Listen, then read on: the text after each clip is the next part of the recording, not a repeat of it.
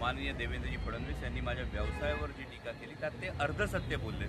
शिवाजी आढळराव पाटील यांना नाटकं जमत नाहीत हे अर्धसत्य आहे। पूर्ण सत्य हे आहे की शिवाजी आढळराव पाटील यांना नाटकं जमत नाहीत, त्यांना केवळ धंदा जमतो आणि त्यामुळं शिरूर लोकसभा मतदारसंघातल्या मायबाप जनतेने 3-3 टर्म संसदेत पाठवल्यानंतर माजी खासदारांनी आपल्या कंपनीचं उखळ पांढरं करण्यासाठी संसदेत प्रश्न विचारले आणि त्याचे पुरावे सुद्धा मी आपल्या समोर ठेवलेले आहेत।